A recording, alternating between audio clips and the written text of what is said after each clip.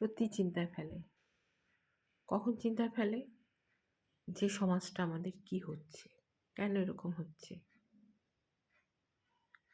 হ্যাঁ, রঙিন জগতের প্রভাব অনেক কিছুই পড়ছে আমাদের সমাজে। আগে খুব কম দেখা যেত। এখন জনসংখ্যা বেড়েছে, সবকিছু বেড়েছে, মিডিয়া বেড়েছে, সবকিছুর সাথে সাথে আমরা সেগুলো চটজলদি জানতেও পারছি যে কে কী করছে, কোথায় কী করছে, কিছু কিছু কথা আমরা সবসময় সবকিছুতে দেখে নিতে পারছি।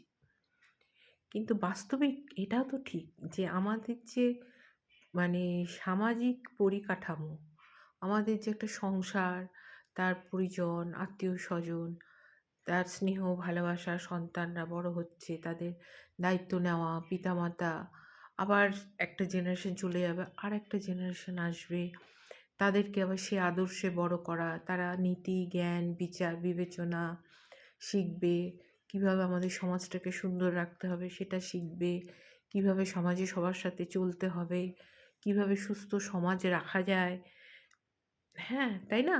কারণ হচ্ছে এ কেউ এখানে চিরস্থায়ী নয়। একটা সময়ের পর প্রত্যেকেই এখানে থেকে বিদায় নিতে হয়।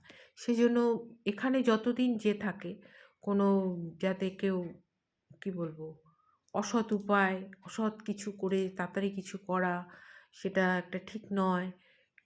একটা নীতিজ্ঞান থাকা, এগুলো যে কোনো পিতামাতা একটা সন্তানকে দেবে এবং সন্তান সেটা ঠিকভাবে গ্রহণ করে এগিয়ে যাবে, তাহলে সেই পিতামাতাকেও সেভাবে চলতে হয়, তাই না? পিতামাতা যদি বলে আমি এইভাবে চলবো না কিন্তু আমার সন্তানকে চাইবো সুস্থ সুন্দর হতে, যেমন সুচিত্রা সেন চেয়েছিল নাকি যে কোনোদিন যাতে মুনমুন সেন সিনেমাতে না আসে, কিন্তু পরবর্তীকালে দেখা গিয়েছিল যে মুনমুন সেন সিনেমা করেছে এবং সেগুলো সুচিত্রা সেনকে মেনে নিতেও হয়েছে, তাই না? তো এরকম অনেক কিছু অনেক সময় অনেকে চায় না, কিন্তু সেগুলো মেনে নিতে হয়, মেনে নিতে বাধ্য হয়। সে যত বড়ই মানুষ হোক বা যতই তার ক্ষমতা থাক, যত কিছুই থাক, সে মেনে নিতে বাধ্য হয়।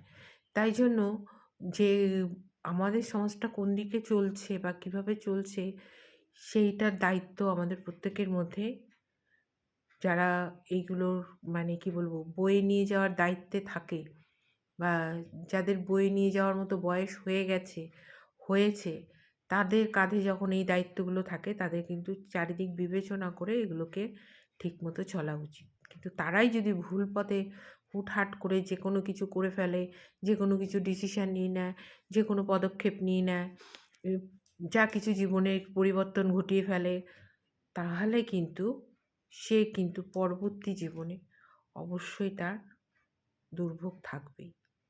এটা বাস্তবিক। পুরো তার থাকবে, পুরো সমাজেরও থাকবে। কারণ তাকে দেখেও ১০ জন শিখছে। বলে যে চন্দনের সাথে থাকতে থাকতে নাকি চন্দনের গন্ধ হয়ে যায় গায়ে, তাই না? আবার পাকের সাথে থাকতে থাকতে পাকের গন্ধ গায়ে লেগে যায়। এটা হচ্ছে বাস্তবিক কথা। তাই পাকের সাথে থেকে পাক সমাজে যারা ছড়ায় তারা তাদের গন্ধ সত্যিই লাগবে অন্যর গায়ে। পাকের গন্ধ লাগবেই। আর যদি সুগন্ধি ছড়ায় চন্দনের মতো, তাহলে তার গন্ধ সমাজের প্রত্যেকের লাগবে। তাই যারা এই সমস্ত করে বা এই সমস্ত মানে সমাজের দায়িত্ব যাদের কাঁধে থাকে, তারা যখন বেচাল চালচলন শুরু করে, বেচাল মানে যা ইচ্ছা করব, আমার জীবন আমি করব, আমার যা ইচ্ছা তাই করতে পারি, কিন্তু সেটা করার যে কতটা সামাজিক ক্ষতি তাকে দেখে যে আরও কতজন তাতে, যাদের ঠিকমতো কি বলবো বিবেচনা, বিচার বিবেচনা সবার তো একরকম থাকে না। ও করছে আমিও দেখি করি, ও দিচ্ছে আমিও দেখি করি। মানে এইরকম যারা, তাদের ক্ষেত্রে কিন্তু খুব মুশকিল হয়ে যায় তাদের ঠিক এক জায়গায় থাকা। তারা কিন্তু ওই সমস্ত আবেগে গা ভাসিয়ে দিয়ে অনেক কিছু তাদের জীবনেও কিন্তু ওই পাকের মতো গায়ে মেখে নেয়। হুম? পাকের মতো গায়ে মেখে নেয় এবং নিজেদের জীবনটাকে দুর্বিষহ করে দেয়। তাই আমার একটাই অনুরোধ, আমার যদি কোনো ভুল হয়ে থাকে অবশ্যই তোমরা আমাকে মার্জনা করো। কিন্তু আমার মনে হয় যাদের কাঁধে এগুলো আমাদের কাঁধে আছে, দায়িত্ব, ঠিকমতো সমাজকে ঠিক বার্তা দেওয়া, ঠিক ডিসিশন নেওয়া, ঠিকভাবে চালনা করা, তারা কিন্তু আমার মনে হয় একটু প্রত্যেকটা মুহূর্তে ঠিক করে চলা উচিত, যাতে পরবর্তী জেনারেশন আমাদের দেখে বা তাদের সবাইকে দেখে, যাদের উপর দায়িত্ব, ঠিকমতো তাদের জীবনের চলার পথে উজ্জ্বল ভবিষ্যৎ দেখতে পায় এবং সুন্দরভাবে পরবর্তী জীবনগুলো কাটাতে পারে। আজকের মতো এইটুকু। সবাইকে অনেক শ্রদ্ধা, সম্মান আর ভালোবাসা।